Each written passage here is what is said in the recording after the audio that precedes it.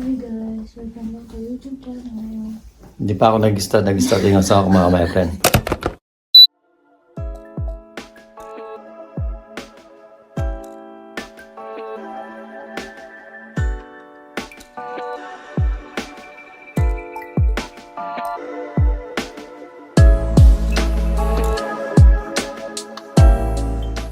So hello guys, welcome back to our YouTube channel. For today's vlog is we're going to our mini job mga friend. Cleaning time. So this time hindi kami magkasama. So cold outside mga friends. Very. Kaya di maganda yung mga ano namin, yung mga pakiramdams namin. Sobrang lamig sa labas. Usually ayaw namin lumabas ni Bane. Pero kailangan din pumunta ng mini job. Baka mag-aalis yung mga mini job natin. Ang ganda ng soft mo. Tara, masyado na nakakainis ka. Ako lang yung air din yung hairstylist naman. Kita niyo ba yung Ako lang nang naggupit niya. gupit niya ito yung nagamit siya. Okay, ciao. Bye-bye. So beautiful. No? Ang ganda ko. Charis. So, yun lang mga my friend. Kita-kitsa lang tayo sa mini job mamaya. So guys, alis na tayo. Hops. Hindi pa namin naalis yung ano. Oo nga pala. So, nakalimutan pa natin yung susi ng amo. So, ito na guys. Kuha na natin. Bye-bye, Brad.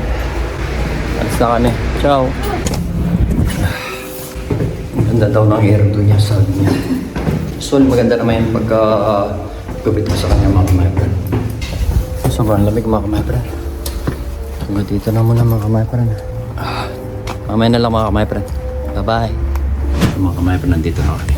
Ito yung tinatawag na train vlog. Diba? Ano pang masyadong tao mga my friend. Ito yung train mga my friend. Ang ganda siya. Mahaba siya. Wala siyang tao. Dalawang ano siya. Dalawang train siya na magkasama. Pero mahaba siya. Pero minsan may mga train na maiksi siya. There's object na naman. Yung ano kamay, yung ano. Guys, dito na tayo sa mini job sa part-time. Gagawa tayo ng ano, pang map. As usual, cleaning time mga my friend. Yung ano ng amo ko, tinabi ko muna. Nakakalat. Lintik. Hindi maganda yung ano natin mga kamay. Pero kailangan natin maglinis at mamalansya para di tayo matambakan ng flat side mga my friend. Pero before that, tatawagin natin si Mama Nene. Kakamustahin natin si Mama Nene muna mga my friend. Maya-maya magkakape tayo dito. May libreng kape naman dito mga my friend. Meron din kami ganito sa Pilipinas mga my friend. Coffee machine. Bigay din ng amo kong to. Marami siyang binigay na ganito. So guys, nainitan na tayo. Sobrang init sa bahay. Makasindi kasi lahat ng kita nila mga my friend. Dumating yung amo ko, bumili pa siya ng seaweeds. Bumili siya ng bulaklak pa. Siguro may occasion na naman siguro mamaya mga my friend. Si Vanessa hindi siya pwede mag-visit kasi masama pang pakiramdam ni Vanessa mga my friend. Tapos ko lang yung paglilinis and then mamaya mamamalansya tayo mga my friend.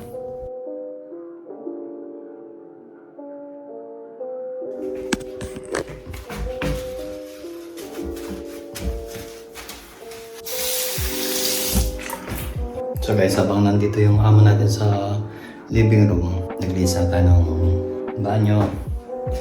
And then, kusina na lang ang last kusina. And then yung last mga kabayan is yung plansyahan. Hindi ako makapag-vlog kanina, dyan yung amo ko eh. Of course, yung ano natin ngayon, yung topic natin, yung content natin ngayon is mini job cleaning mga kabayan. Now, we will clean the kitchen mga kabayan. Let's go.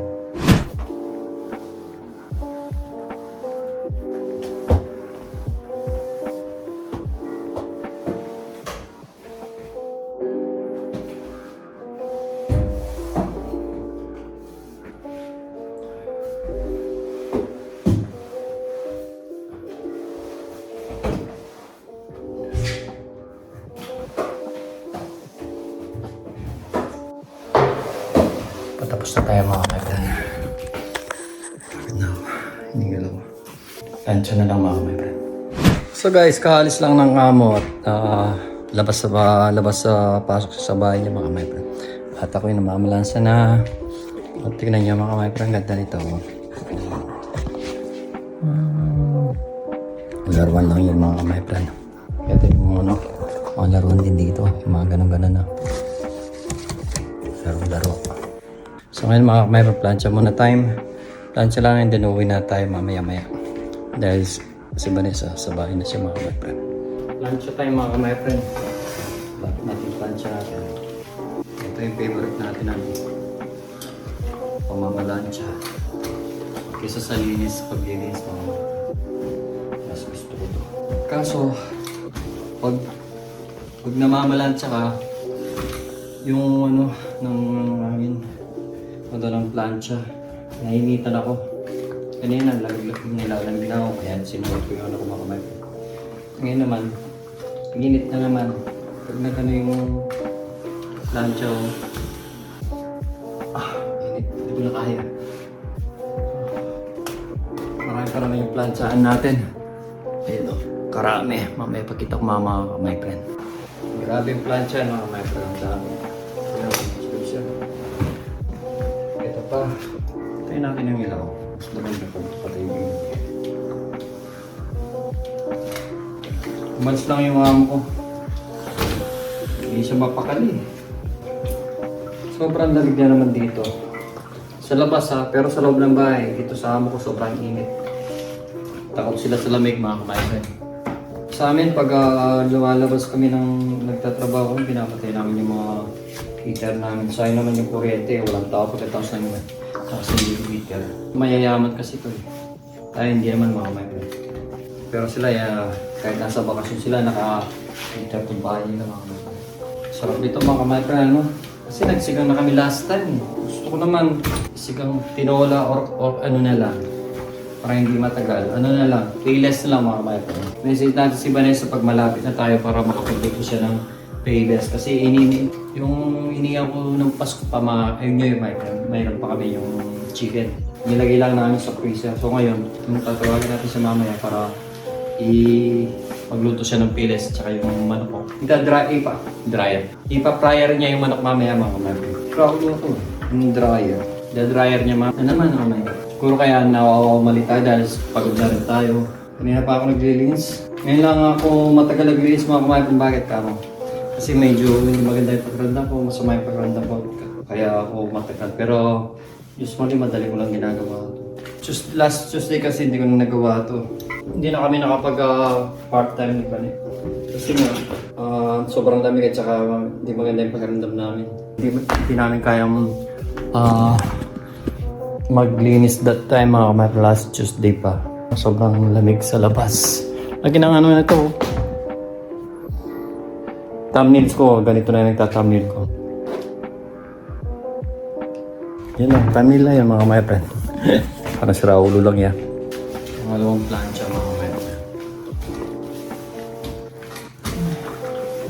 So habang namamalansya tayo mga my friend, ano muna natin mga my friend? I-time lapse muna natin mga my friend para hindi kayo mainip sa sa pamamalansya ko. Dahil gumamaya pa tayo mamamalansya mga my friend. Time lapse.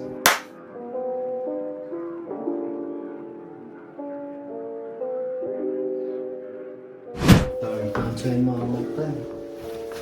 Grabe. Kasi ako pumunta ng Tuesday dito eh.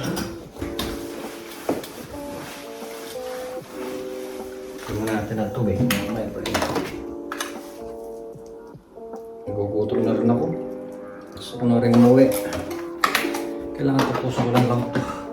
Tatapusin hindi kasi ako nag-iwan ng lahat. Tinatapos ko mga my friend. Kahit sa linis, hindi ako nag-iwan ng madaming bahay na sabi nila, 2 oras ka lang, 3 oras ka lang. Hindi. Ginagawa ko lahat yung parang pagkalis ko, malinis lahat. Pero usually yung mga amo wala eh. Yung noon dating nagpa-part-time pa ako nung nasa Starbucks pa ako. Ngayon nasa Rosalie na ako, wala na ako masyadong part-time. Although yun, mini-job at saka na lang sa part-time. Hindi katulad dati, marami tayong part-time mga my friend. Nung sa Starbucks tayo dahil marami tayong time. Pero masaya na rin ako dito sa Rosalie. At least maaga ako nakakapagpahinga mga my friend. At saka hindi na ako floor manager mga. Dati sa Starbucks mga my friend, 13 years tayong floor manager my friend. Alam niyo ba yung ibig sabihin ng floor manager? Ay alam niyo na yun mga my friend, di ba? Yung ibig sabihin ng mga my friend, nagmamap, naglilinis ng sahig. 13 years ako sa Starbucks ng gano'n. Salamat din sa Starbucks kasi nagkatrabaho ko that time na kailangan nagtrabaho kundi kung hindi ako nakapagtrabaho nung mapapauwi ako. Thanks God that nagkaroon ako ng trabaho. Thanks God that kay Grace at saka kay Daws na tinulungan nila ako na nagkaroon ng trabaho. Pinasok na ako sa Starbucks. Kaya nagkaroon ako ng trabaho mga my friend. So mamaya na lang paalam na lang ako sa inyo mga my friend. Pag magbibigis na ako, pag aalis na ako dito, magpapaalam na lang ako sa inyo mga kamera. Mga kamera, see you later na lang. So guys, pauwi na tayo. Hindi na tayo nakapag-outro doon sa amin ko. Sobrang lamig kasi. Diyan na yung mga bata. Nilalaro nila ako. So ganito na lang mga my friend. Keep safe always and God bless. Bye-bye.